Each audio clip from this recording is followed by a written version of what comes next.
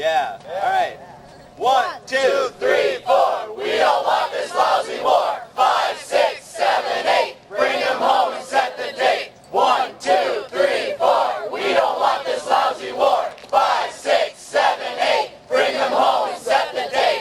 1, 2, 3, 4. We don't want this lousy war. 5, 6, 7, 8. Bring them home and set the date. Yeah. Our nation has a long tradition of peace demonstrations, especially during the Vietnam era. But during the past 5 years, during the Iraq War, there has been increased vocal activity in Eau Claire and here in Chippewa Falls. This is after 5 years. I'm Wayne Sorge. And we feel 5 years way too long. There's been so much death, so much money spent, so much hardship, and we want to draw people's attention to the fact that this is indeed going on. Illiteracy worldwide, disease, dismal working conditions for people all over the world. Let us recognize that those challenges are the challenges that our nation, our generation in power is going to face. And they're immense. Make no mistake about it. The corporate power in this country is immense. The political power is immense.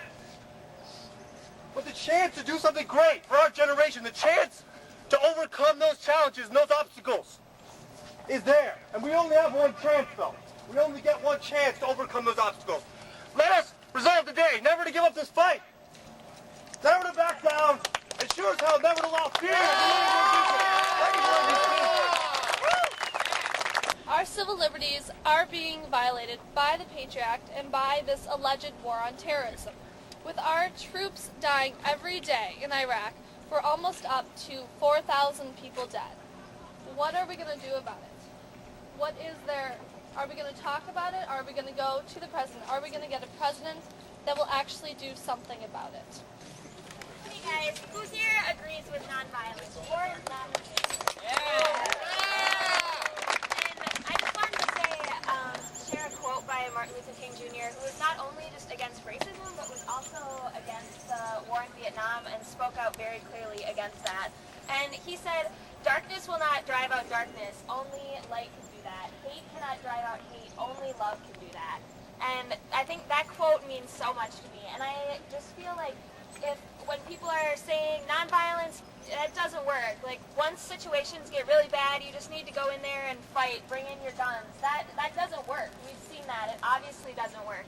And so I feel like we can show them that nonviolence really does work. Just watch, let's go out and build schools in places like Pakistan, and let's build schools in Iran and in Afghanistan, and show them that with this education, we can educate kids, build infrastructure, that's the way to fight terrorism. It's not through bombs and guns. That doesn't work. We've seen that doesn't work. So let's go out, be proactive, and show them through our love of our brothers and sisters around the world that we can stop terrorism that way, that we're not going to stop it with guns and bombs, but that we need to stop it through education and through mutual understanding. Oh, we've been in Iraq for longer than we fought the Axis powers in World War II. The entire thing's been totally mishandled by the administration, and we were led to war in Iraq on false pretenses. It's time we get out. This is a difficult thing to build a lot of support for at this point, since no one gets drafted and no one gets taxed extra for this war at this point, isn't it? Oh yeah, we're not getting drafted, and I don't see that happening in the foreseeable future. And as far as taxes go, it's not us, but our children that'll be paying for it. Does this make it perhaps too easy for us to ignore the war? Far too easy. Far too easy.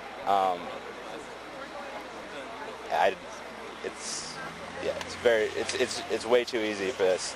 If anything we had to spend on the war was coming out of taxes right now, I think you'd see a lot more people up in arms about this. What drew you to participate today? The fact that there are people who are expressing their concerns and who are using their rights to let the public know that they don't approve of everything the way it's gone. What are your personal feelings? My personal feelings are that the way we're doing it now isn't the right way. We're there, we have to deal with it,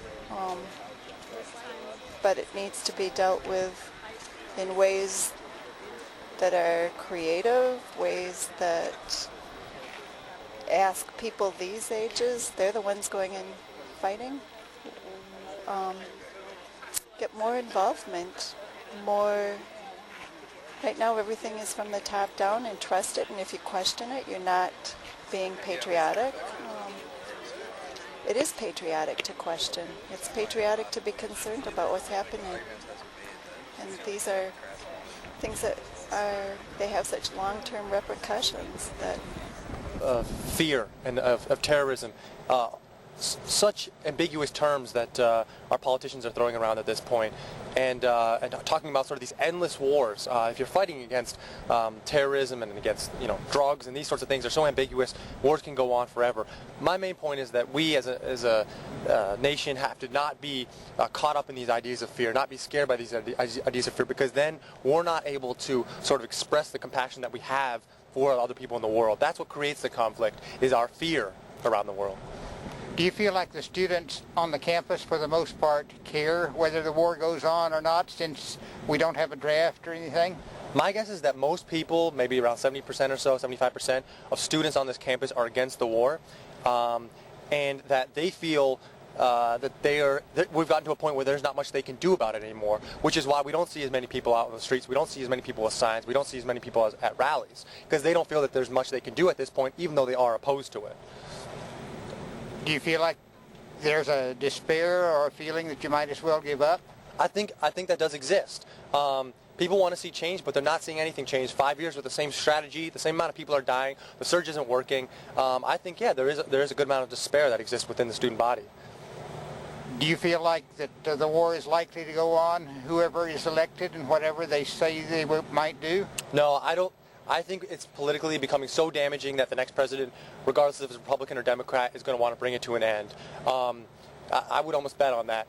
Now, 10 years down the line, are we still in there? It is possible. I'll admit it is possible. But I think both candidates are going to recognize that without a change in strategy, we're going to lose more lives, we're going to lose more dollars, and it's going to be worse off in the long run. Dick Freitag is involved in several veterans organizations and commander of his Veterans of Foreign War post in Eau Claire. He speaks as an individual from his perspective as a Vietnam-era veteran. I can't speak on behalf of my group, but I bet you if you were to line those guys up and ask them, are you for this or against it, those of us, again, that have had the helmet, the flak jacket, and the rifle, have been in combat, I don't think that they would have the same opinion as those who carry the protest signs. Now, and you'll have to forgive me, but those of us who have carried the weapons and been in the combat zone have quite a different opinion from those who have nothing but a big mouth. Some of those who do carry the protest signs, though, are veterans. Fine, and they're welcome to their opinion. And those who have, I've got nothing negative to say about them. But there's an awful lot of them that have no clue, have never been there, have never done that, and they're making the policy and trying to influence this whole thing without any background, without any knowledge, without any experience, and those people I have a problem with, my opinion. Of course, we have national leaders on both sides of that issue who don't have the experience you're talking about of putting on the helmet and carrying the gun. Perfect. You're absolutely right. I couldn't agree more, and I couldn't be disgusted more. People that make these policies that affect the rules of engagement for our fine young people who are in these combat zones, who want the nice war. They want to make sure that every kid out there with a weapon has got a lawyer and a film crew with them to make sure that nobody other than true enemies get hurt. We ought to suit them up and send them over there. All of these people with all their great answers, they ought to go over there. We should clean out the House and the Senate, suit them up, and put them out there, because I'm sure they're the only people that know how to do it right. Emotions are high on both sides whenever there is a war. But as long as there is a war, there will be demonstrations. your organization is made up of veterans who are opposing the continuation of the war effort. Some people might think that veterans of all people should be supporting it.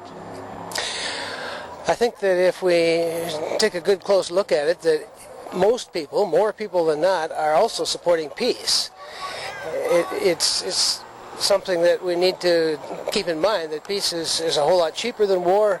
It's a whole lot less painful than war, and there's no killing involved with peace. We can get along and do the things we have to have. And I think that veterans, and there are some folks that are serving in the active military now, who obviously cannot speak out because of what they're doing, and they can't speak out against the chain of command. But there are a certain amount of those folks who are not in favor of this war as well. And as we see when people are coming back, a lot of folks are letting their feelings out, letting people know that, well, this thing is wrong. Back when you served, it was during the Vietnam era, and in that period of time, there were a lot of protests of the war, but things were different in that we had a draft then, and people had more risk of being forced to participate. And it seems like the tax impact back then was more immediate, whereas we're borrowing money to fund this war. Do you think that makes it more difficult to make the case for peace? I think that when we look at a situation with no draft like we've had, this war does not necessarily become very real to people.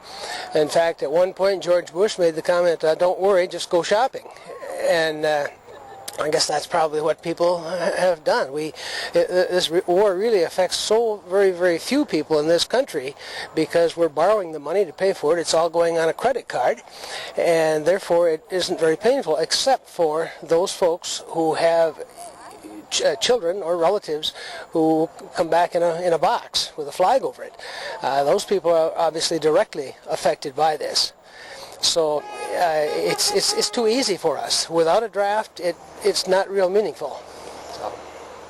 Do you think that the impact, though, is beginning to take hold as it goes on beyond 5 years?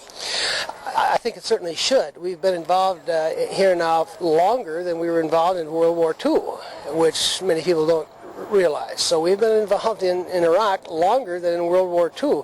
And at this point, I'm sure that people are beginning to take a look at this and saying, well, wait now, is it really realistic? What are we going to win? I just don't know what that word win really means.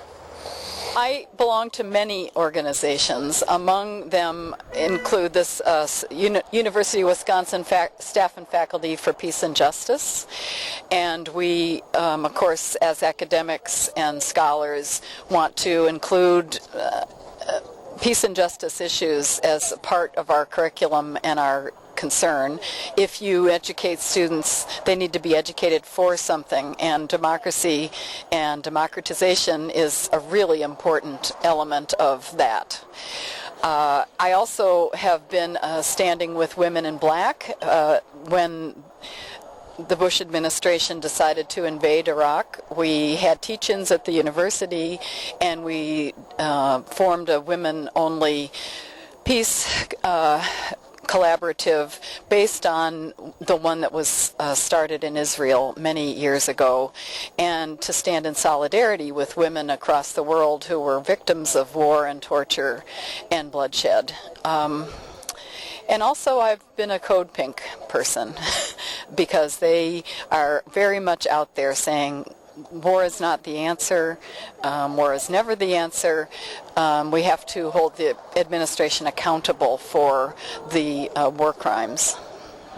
Of course, coming shortly after 9/11, there was a lot of emotion when this war started 5 years ago. But have you recognized a change in the country's mood? A slight change. Unfortunately, I suppose like most people, you tend to group together with people of like sentiments.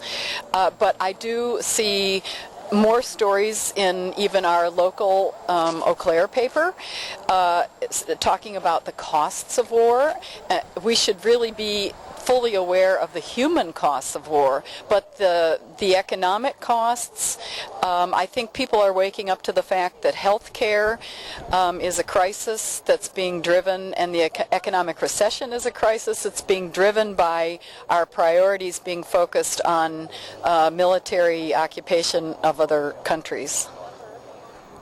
Do you believe speaking out at places like this is going to have an impact? It's an obligation that I feel as a citizen to call people's attention to what they can do, and that there is another way to approach activism and citizenship. I feel very strongly about that. I was a librarian for 25 years. I worked with government documents, and I read a lot of them. And people are simply not aware of some of the decisions that are being made and need to be much more aware. Have you had your patriotism challenged? Absolutely. We used to stand weekly in silence, and people would say, leave the country if you don't agree with it. But I love my country. I don't happen to agree with or like the current administration's approach, and I think that waste is a sin. I think that war is never the answer, and that we as an advanced technological society better find other answers to problems that we perceive in the world. As I understand, you also do some counseling related to the draft, which we don't have now, but some political leaders have suggested that we should have a draft. Yeah.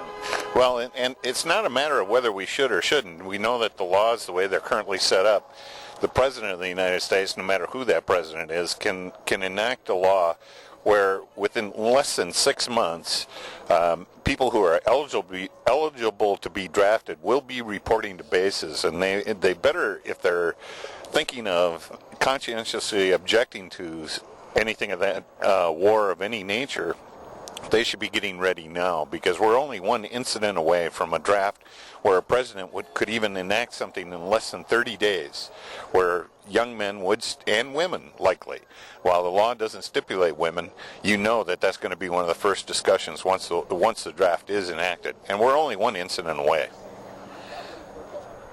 Do you think that the draft would make people more serious about their thoughts about war? I think there'd be more young people out here on this corner this weekend if they knew that they were threatened with being shipped over halfway across the globe, like back in the 60s and the 70s, early 70s. I know I was a part of that back then, and I did not serve in Vietnam, but I have a brother who did 2 tours, and I think that people, the younger people, were much more involved, and it's good to see them getting involved. They're registering to vote.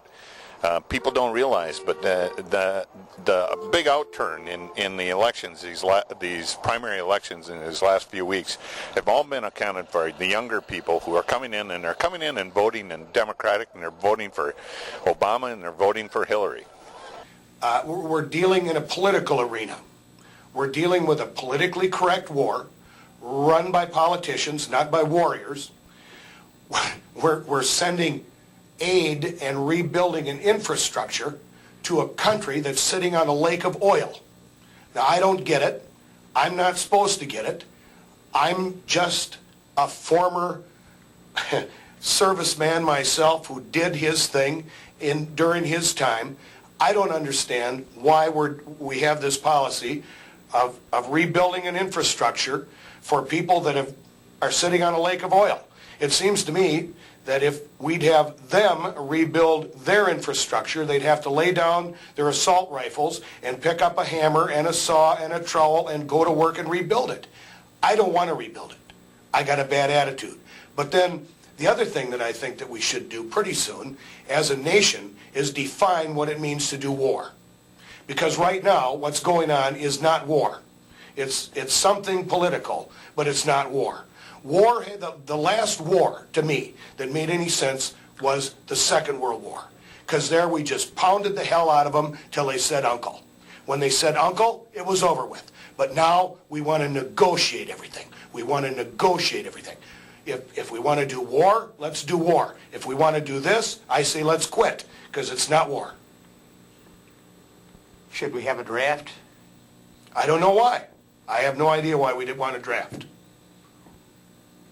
Would it be something that would make the nation as a whole share more in the war effort? I don't know that the nation as a whole wants to share any more in the war effort. Should they? That's not up to me to say. If this is a country of, by, and for the people, it should be up to the people. But then, as a result of the war that I was in, it became in vogue to protest everything. Everything was subject to negotiation and to be settled in the streets rather than in the halls of justice.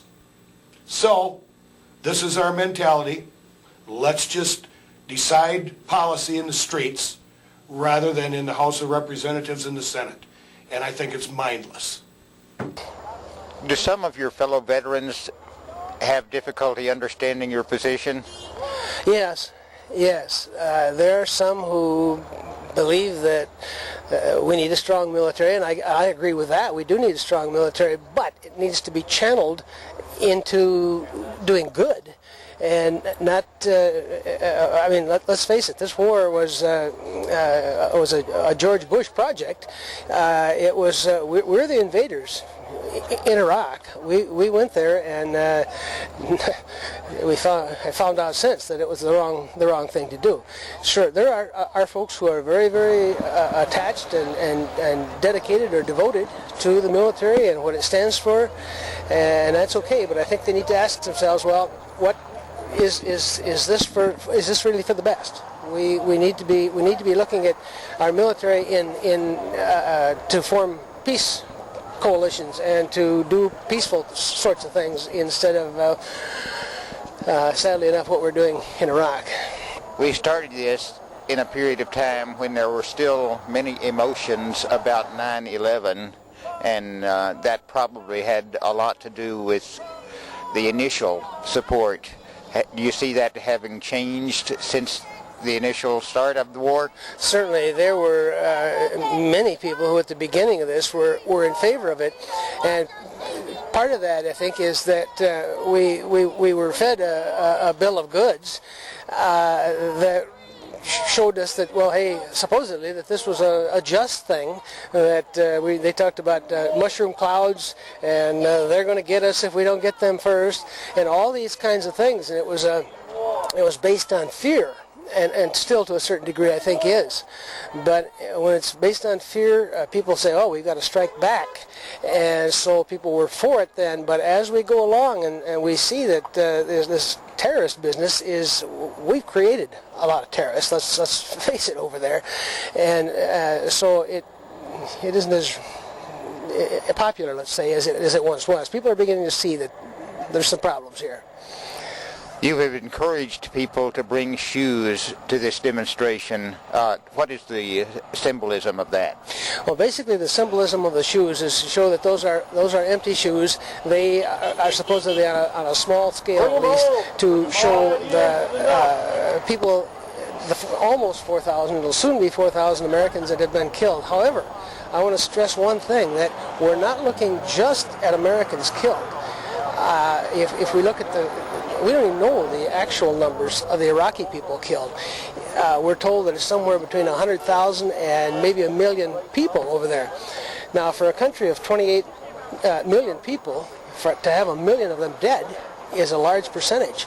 And then there's another 3 million or 4 million, or depending on how you count it, who are displaced either within their country or beyond their country someplace. And so, even though the shoes show dead Americans, I want to reiterate that the Iraqis have suffered a whole lot more than we as Americans have. Some people would say, why should we care? That's their problem. Well, We were the instigators of this war. It was proven that Saddam Hussein had nothing to do with the Al Qaeda and the invasion that took place on our shores, so to speak. It's been proven over and over again that that's the case. So from that standpoint, we were wrong from the beginning. So I just want to be sure that people know too that we are concerned about the number of dead Iraqis, and they have suffered much more than we have. They have also something like 3 million displaced folks who have been driven out of their homes into other places in Iraq, or even out of Iraq completely. And so 1 million dead and all those displaced folks, that represents a huge amount of people when you talk about a country of only 28 million. Self-interest, though, is a natural factor, and why should people care about the dead Iraqis in all of this? Well, I think we've attacked their country, and we ought to look at the death that we have caused over there and we ought to feel something. And first word that comes to my mind would be guilt on that. I'm going to go back to this rules of engagement thing that we touched on before. And when I was in Vietnam, and when I had to pull perimeter duty, this is how insane this gets in a political arena. We worked for 12 hours. Then we were in foxholes on the perimeter for the next 12 hours. Okay. These were our rules of engagement. If we detected enemy activity outside of the wire. Now imagine, I just want you to see if you can imagine the insanity of this. We're sitting there all suited up, weapons loaded, round chambered, ready to go. We detected activity out there. We were to say, halt, who goes there? Now this is to some Vietnamese enemy, speaks no English. We're supposed to say, halt, who goes there? Now what we've done is we have identified our location by sound in the dark of night to an enemy outside the wire. Next, then we were to return fire only. That means we were a live target first before we could return fire. So first we've identified our location. Now we give them round number 1.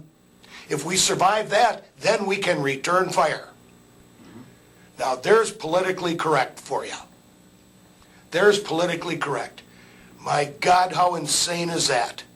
And you've got kids over there right now, I think in this desert, operating under the same sort of insanity and nitwit lunacy proposed by these politicians that have never suited up, have never had the guts to serve, and yet they're going to determine the policy for these poor kids. Am I upset? You bet.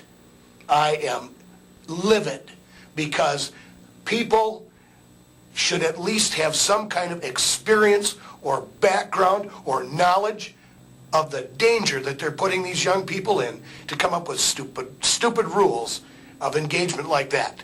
Now, I absolutely cannot for the life of me understand how anybody could, in their right mind, subject our finest to stupidity like that. It's mindless, politically correct madness. That, I believe, is what's going on. And for that reason, I detest what's going on. My opinion. For that reason, if it's going to continue under those rules, should we just start to bring the troops home? Once again, I say what we need to do is define what war means. What we're doing right now has very little to do with war. War is annihilation, destruction, wreckage, pounding on them until they say uncle. And if you go to war, the reason you go to war is to win, not to prolong things like we did in Vietnam, like we're doing now. And the reason you go to win and the result you want is to impose through might and power, your will upon others. But instead, we've got lawyers handling it. Let's just send the lawyers over there and let them do it. I take the kids out of the field with the weapons. Let's just have the lawyers take the front. They might as well do it. They can settle it. Because right now, if it's just to negotiate and let's make everything politically correct and pretty and nice and make everybody happy, let's come home. Let's just forget it. And then we as a nation better decide whether we want to do war or just get out of the business. Because if we're going to do what we're doing now, it has little, if anything, to do with war. It has little, if anything, to do with imposing our will. It has little, if anything, to do with winning. March 19th marks the 5th anniversary of the official beginning of the Iraqi War. U.S. Senator Russ Feingold of Wisconsin was in Chippewa Falls on the date of that anniversary, and he talked with us about the 5 years of war. A somber moment because this hasn't gone well. It wasn't the right move, as we all know. Thank God there are less deaths going on of American troops, but there's still many, and we're about to hit 4,000. Some 30,000 Americans have been seriously injured. It's costing us $10 billion a month just for the military.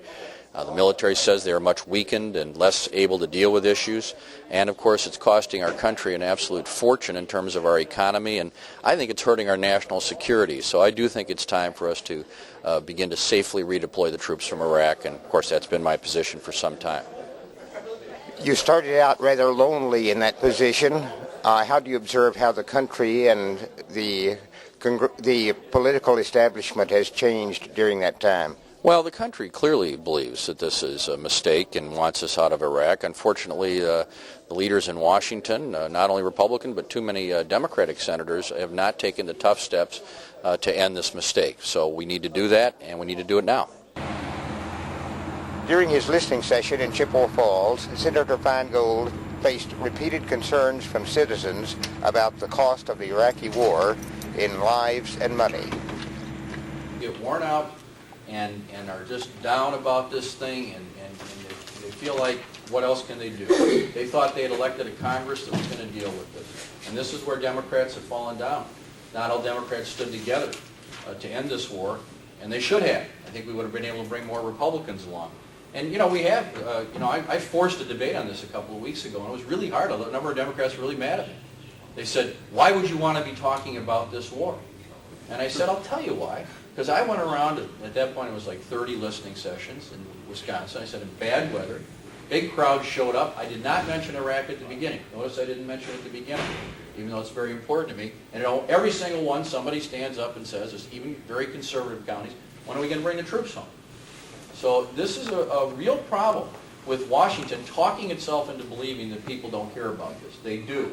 And I'm spending taking every opportunity I can to force discussion of it here and around the state. But it is, I agree with you, it's enormously frustrating. The situation is still a real disaster.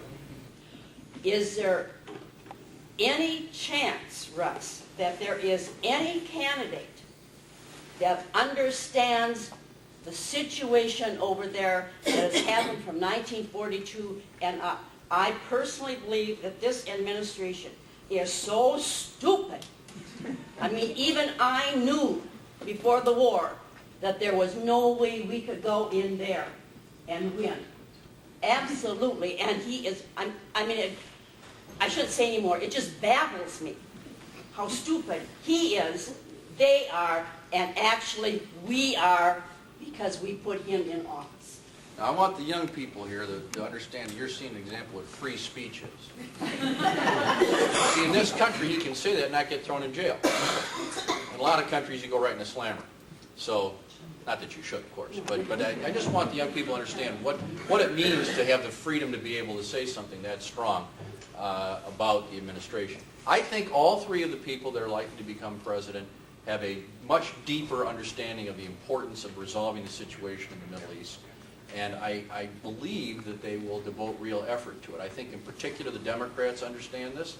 I think whoever the president is should immediately appoint someone whose full-time job is to try to resolve this. And I've said this a number of times, but I think it's people don't necessarily know it.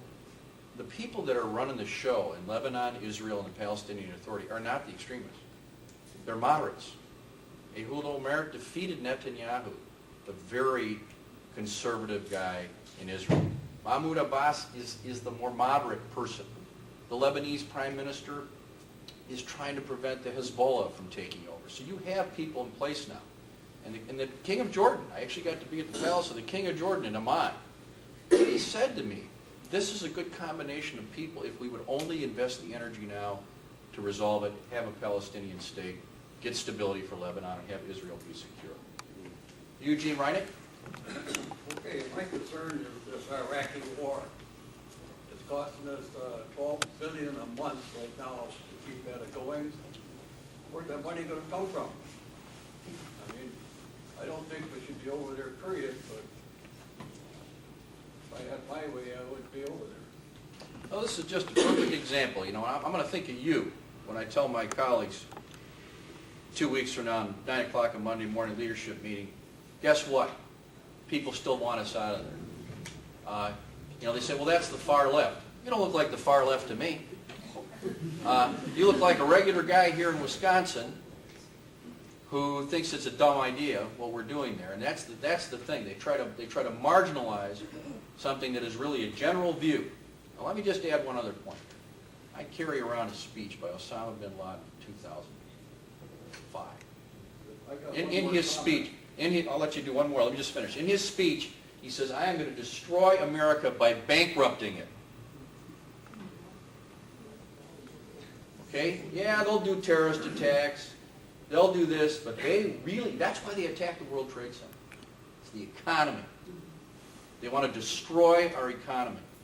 And this Iraq war is a golden opportunity for them to bleed us. Go ahead. Okay, it would really, I don't know how to say it, but I don't know. I don't think there's a veteran over there that don't think we should be there. So. Don't think we should be there. Pardon me? You think they don't think we should be there? The veterans. All right, well, I hear that. I mean, I know there's differences of opinion. The United States has to be there. Nobody else wants to help us. All right, sir, I appreciate your comment very much. Nancy Chisholm? Thank you, Senator Feingold. Does the President have the privilege to bomb another country, i.e. Iran, without the consent of Congress? He has 10 months or something left, and I'm really frightened.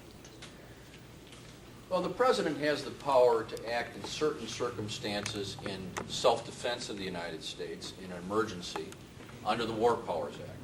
But as a general rule, the President is not supposed to be able to conduct any such operation without a declaration of war. Under Article 1, of course, hasn't happened since World War II. Or what has been accepted too often, I think, an authorization. And, you know, it's interesting that both President Bushes did seek authorization from the Congress on Gulf War I and then the Iraq War, and it was voted. So we haven't faced the question of what happens if the Congress says no. Because the presidents have always said, we can do it if we want to anyway. I disagree with that. I think the law is clear, but we haven't faced that constitutional crisis. I do not think, based on the facts right now, that the president has any right at all to attack Iran unless something would come up that would involve the immediate threat to the United States, and even the White House, of course, doesn't pretend that they have the capacity now. No one argues that they have the capacity now to attack us. So, with a nuclear weapon. One woman attending the meeting asked fellow citizens attending the listening session to show their support for ending the war by standing. Ruth Addix. How are you? Nice to have you here, Russ. Thank you. You've done a lot for us, and we appreciate it. I was at another listening session in Altoona a while back, and I remember at that listening session you said, we're concerned about the war in Iraq, and you said, well, then you need to let people know, and you need to put the pressure on. So that's why I'm here. The costs of this war go uncounted, and at the same time, we see human services and schools struggling, healthcare issues, as Roberta Rasmus was talking about. So given the anniversary of the war in Iraq, and given the number of people that I know are in this room, I'm going to respectfully ask to do something, which is to allow those of us who are here to tell you this war needs to end, to stand together for a half a minute. And so if those in the room would be willing to do that, just stand and we will.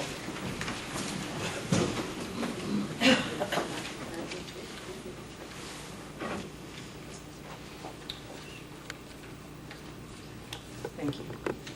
Thank you. I suppose I'll tell my colleagues about that too. Now you see General Schwarzkopf, who ran our desert campaign under George H.W. Bush. Now George H.W. was a World War II veteran. He understood winning. General Schwarzkopf, a Vietnam veteran like me, understood that to prolong is baloney. He went in there and kicked butt quick and got it over with. It was done. It was done. He even exceeded the requirements as laid down by the coalition in that time period.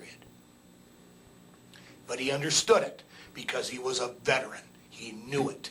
And these prolonged, dragged out things with no end game in sight, I wouldn't call it a war. It's some kind of a political game where we're placing young people's lives in harm's way so that some politicians can brag. I guess. I don't know. What should have been or should be our end game?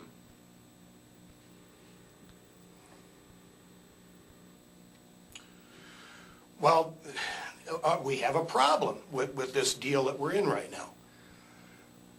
You see, while I understand the basics of having launched this war, we wanted to get rid of a ruthless, totalitarian dictator who was murdering his own population.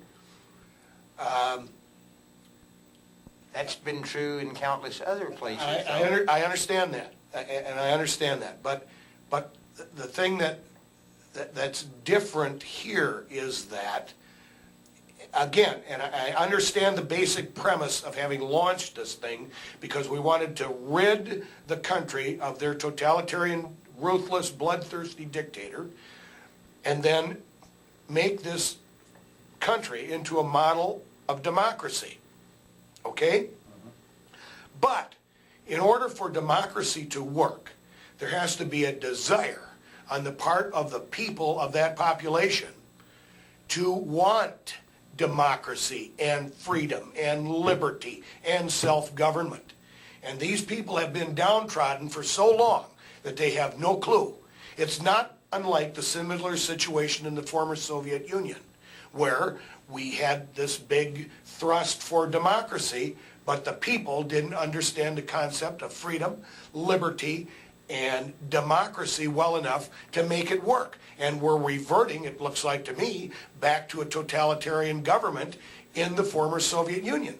The people have no clue about what we Americans believe is the righteous form of government. They don't get it. They've been downtrodden so long that they cannot rise up and seek the liberty that only a few apparently want. And in the absence of that, it isn't going to work. And I don't care whether you talk about the former Soviet Union, whether you talk about Iraq, whether you talk about Afghanistan, whether you talk about,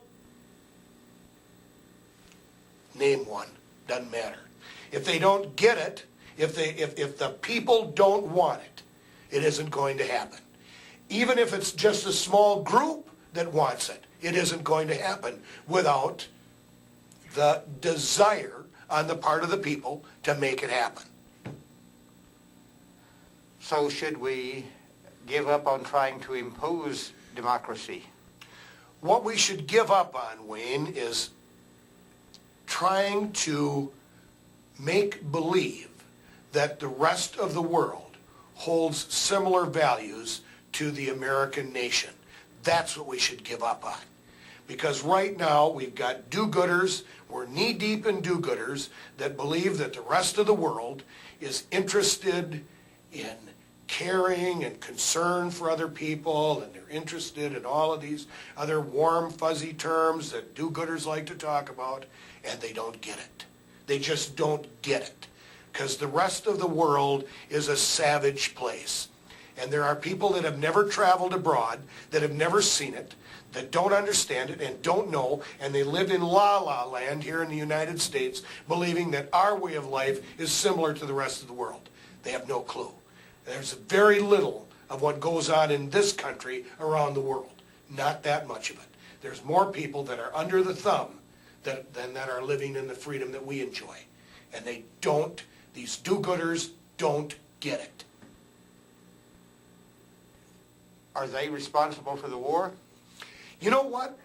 I was just talking with a couple of my friends this morning, and I think the same people that were whining about human rights violations and continue to whine about human rights violations are the same people that are now whining about this war that was instituted to end human rights violations. So you can't win with these people. You can't win. No matter what you do, you're wrong. If you don't launch an invasion to end the human rights atrocities, you're no good. If you go in and launch a war and and settle the human rights issue, then you're no good. You can't win. They want to complain about whichever route you take. So they're no win. That's all that you need to know. And trying to please them or appease them is a joke, because whatever you do is wrong.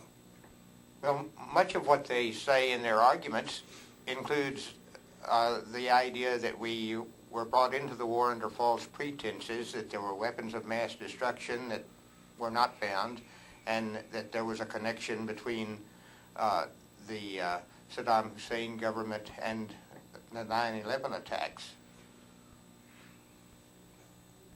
Well, I don't know.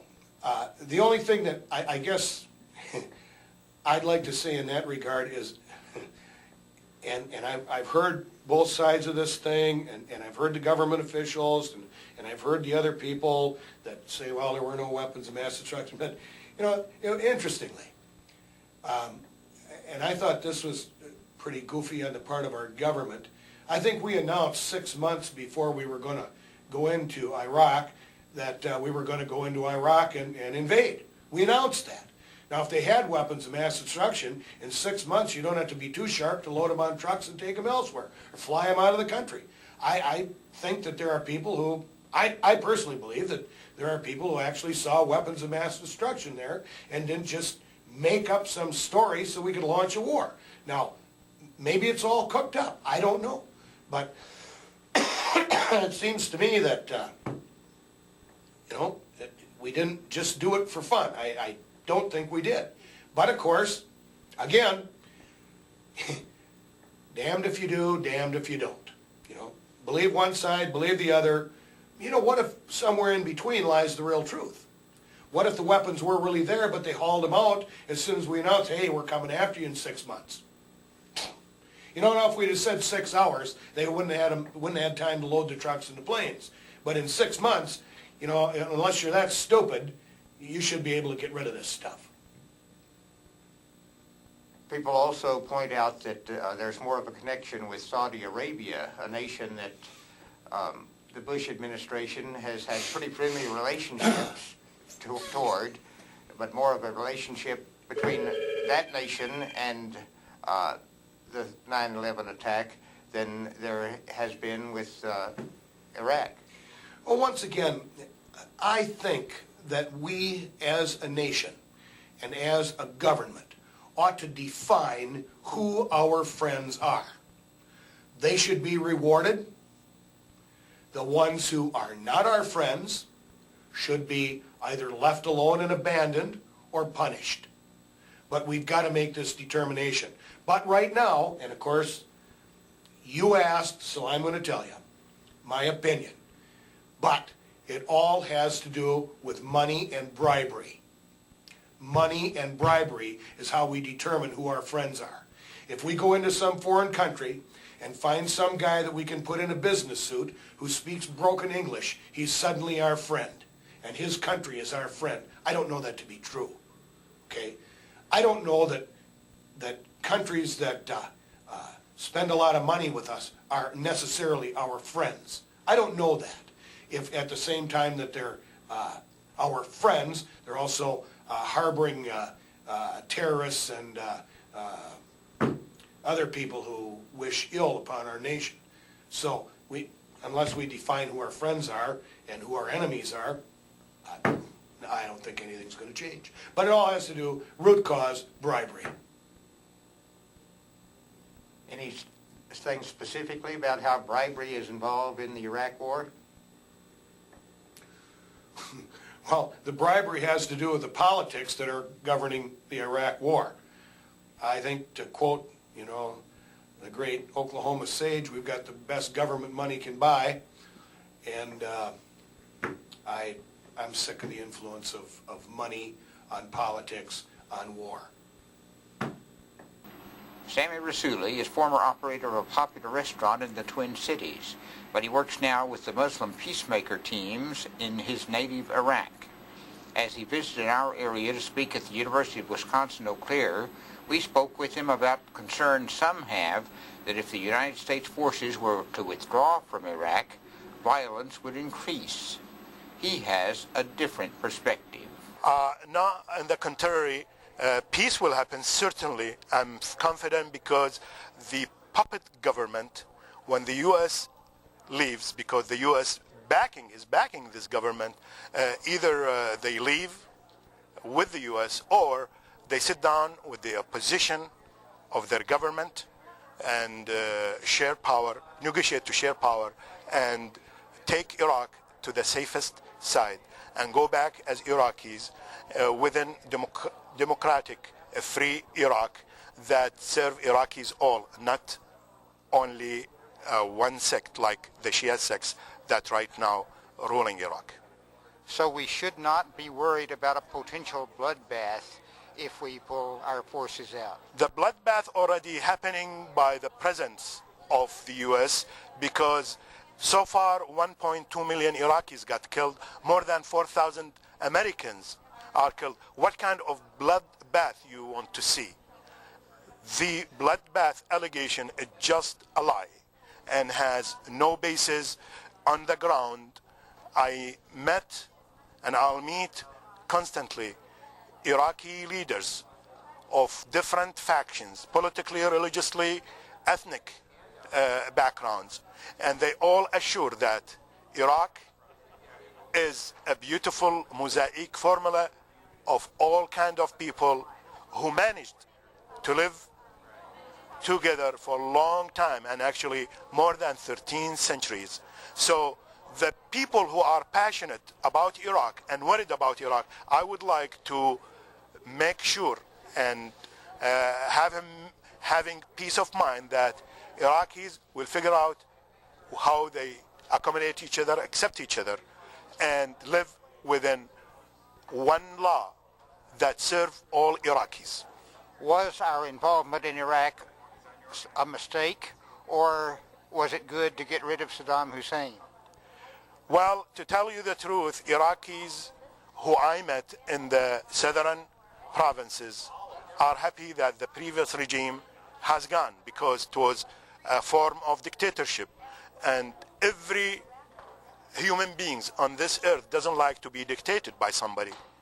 But the problem is now Iraqis are dictated by George Bush, and not only them, the US government taking advantage of the democratic system here, that the US president is vetoing all the resolution that the American people wants to end this disaster strategy of war in Iraq.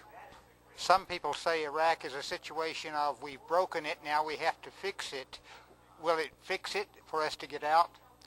Well, let me ask you this. If a woman got raped by a rapist, would be this rapist a therapist? Definitely not. Iraq, yes, is broken, need to be fixed, but US should be out first and paying the Iraqis reparations to fix themselves. Do you feel like that these kind of demonstrations are having an impact? Well, we've been doing this on this corner, we've been doing this for well over 3 years, every weekend. I can hardly say we've had an impact. I do know that the crowds have been changing. The people are more positive that are going by. There's more people seem to be on our side, but people have to do more than that. They have to get out and they have to vote. They have to speak out. They need to talk to their congressman. They have to say that this needs to end, that we need to put some people in jail. Some people have to be held accountable. And I'm on strike. I'm not giving any money to any politician that's lives more than 25 miles from my home. They've got enough money. What they need is spine. They need to get these people in jail, and we need to make sure that they are punished. And I have a strong feeling that if in the 70s, when Richard Nixon would have went to jail, you wouldn't have seen what happened in many of the administrations since. Reagan's, Clinton's, it doesn't matter what party. We need to get control of our presidency. Our Congress needs to get a spine. What is your immediate goal right now? Right now, I mean, my goals change in regards to my politics, and that's because the situation's changed. And that's one thing. We were told when the surge started that in 6 months we'd know what was going to happen. Well, I'm sorry to say, now they're saying 6 months, every 6 months. That soon translates into 5 years of war, 2 years of surging and unsurging, or whatever you want to call it. I call it, we need a resurgence right now. We need a resurgence of the 70% of the people that think this war should end. They should be out on this corner. They should be telling everyone to end this war. It seems like we have a general feeling against the war, but not enough of an impact to really stop it. Yeah, well, I think I had a son that served in Iraq, and I see the results of that, and I can only say that most of the things in my son's life are positive. But the things that are negative have a direct connection between his service in the military and his service in Iraq. And I think that those people that feel that this war is right, they should be talking to their family and their loved ones about signing up and fighting this war. I'm not saying we're going to get out in 30 days, so we need everybody to sign up that will. But they have to get off their butts. If they're not going to get off their butts to end this war, then they should be getting off their butts to end this war the other way. One demonstrator told me he had signs he purchased 5 years ago in opposition to the war. He said it's unfortunate that those signs are still good. This is after 5 years. I'm Wayne Sorge.